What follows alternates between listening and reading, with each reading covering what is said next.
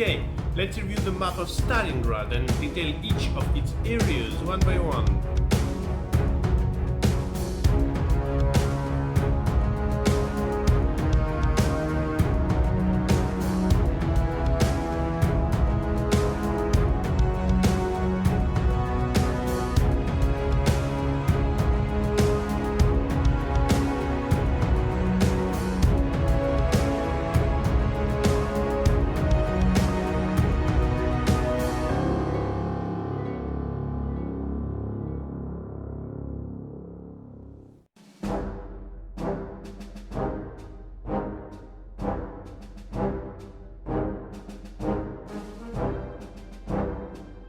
The southernmost part of Stalingrad lies between the Elshanka River, beyond which begins the suburb of Minina, and the Tsaritsa River, beyond which is the main downtown area.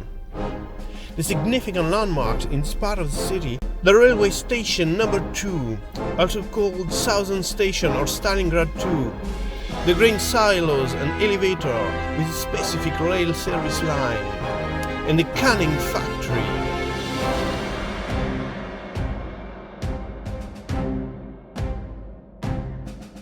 The following units were operating in this sector.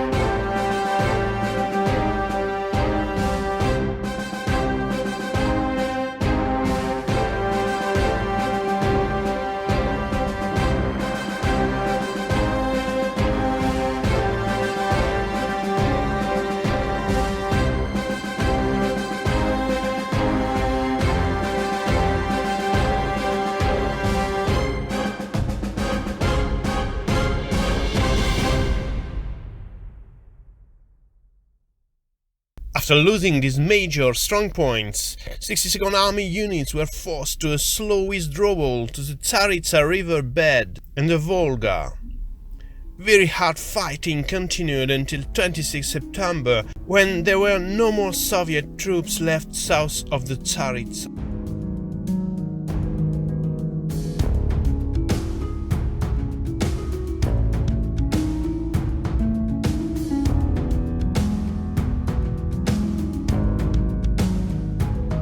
The area between the Tsaritsa River and the Krutoy Ravine is certainly the most emblematic of this battle for Stalingrad, because it comprises a large number of well-known landmarks, which were the target of the first German assault inside the city.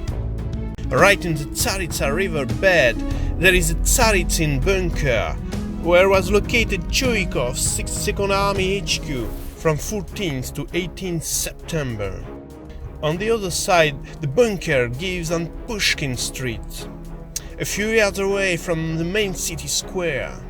Then, of course, we have the central railway station, also called Stalingrad 1, opposite the Foreign Fighters Square with a nearby nail factory and Univermag store. They are only a few hundred meters from the Volga, on the ferry landing stage, the main crossing area for army troops and supplies. If we follow up along the river bank, we find first the huge buildings called the Houses of Specialists, then the State Bank or Gosbank, the brewery, the NKVD buildings, Mill number 4, simply known as the Mill, Pavlov's house and the adjacent 9th January Square, the houses of railway workers, the L-shaped and U-shaped houses. The most furious fighting in this sector lasted from 14th to 26 September, after what the first German offensive was over and almost all of the city center was in German hands. Following units were operating in this sector: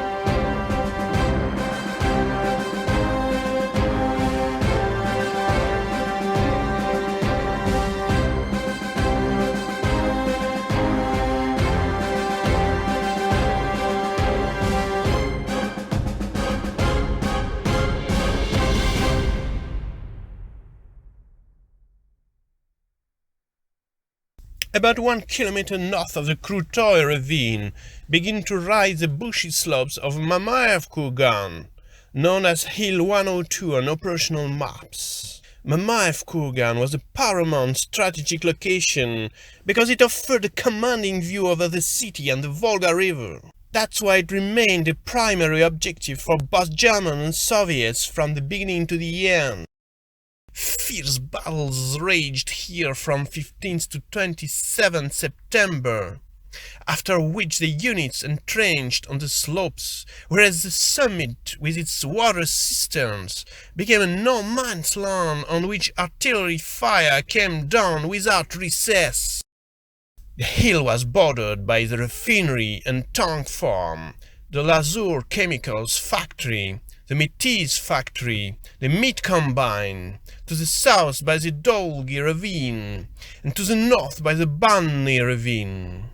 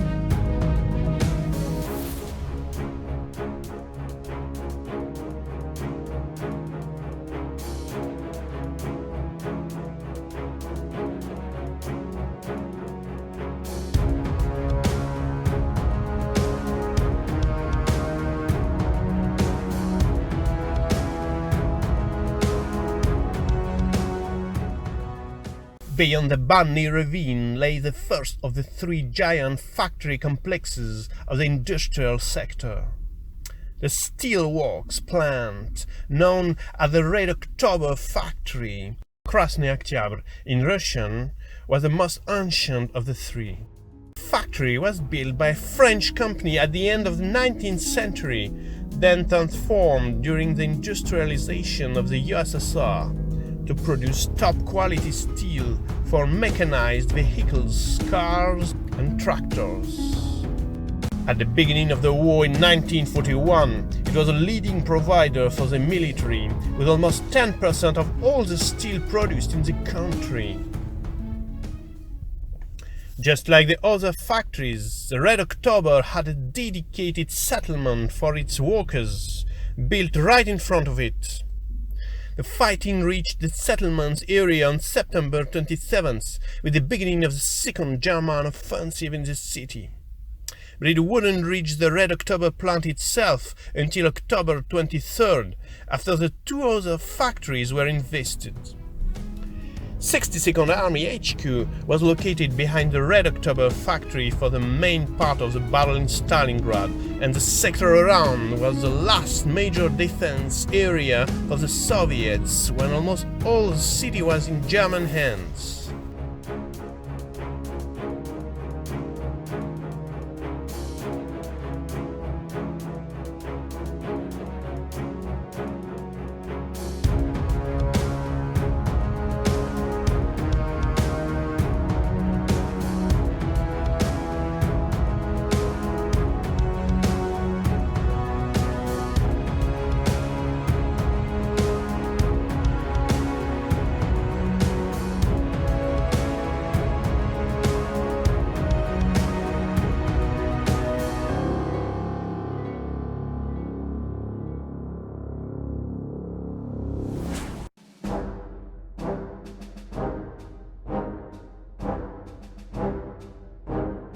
Next to the steel works stands the artillery plant, also known as the BARRICADES factory, BARRICADES in Russian. Built at the beginning of the First World War under license of the British engineering company Vickers, the factory specialized in gun production. In 1941, its monthly production was up to 1,000 guns of every caliber.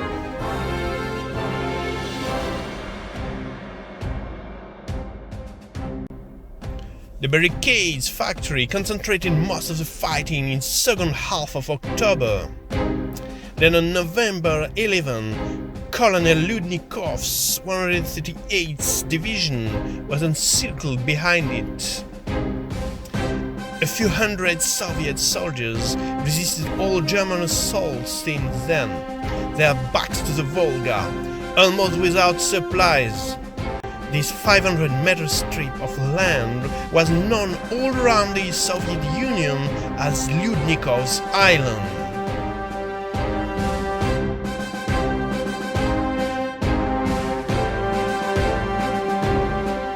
In this sector, there was also heavy fighting around the bread factory, the fuel dumps, and the last river landing stage area between the Red October and the Barricades factories.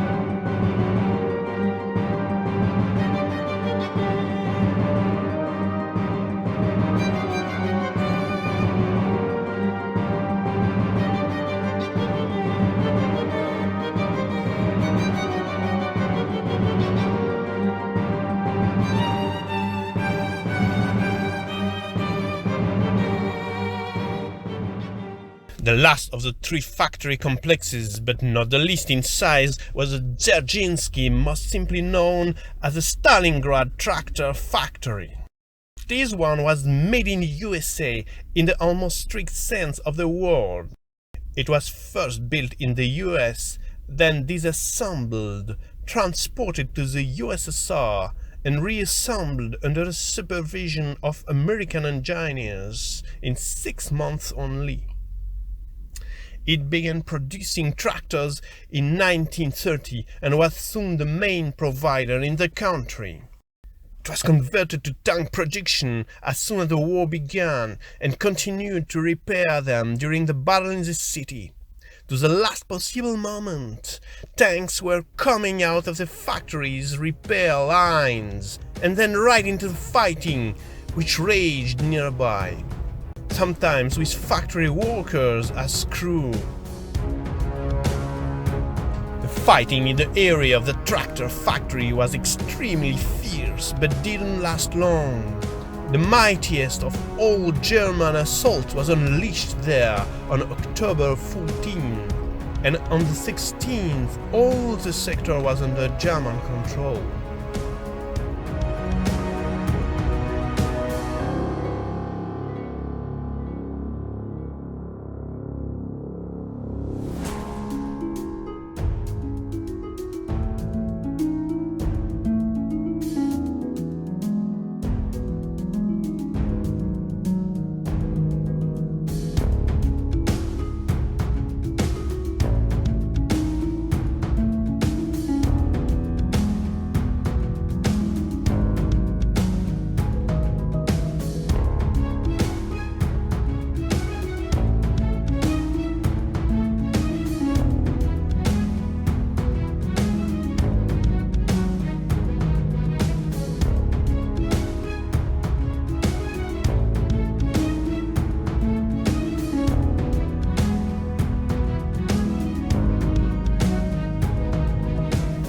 Three months later, on February 2nd, 1943, the last group of German soldiers surrendered here, thus ending all fighting in Stalingrad.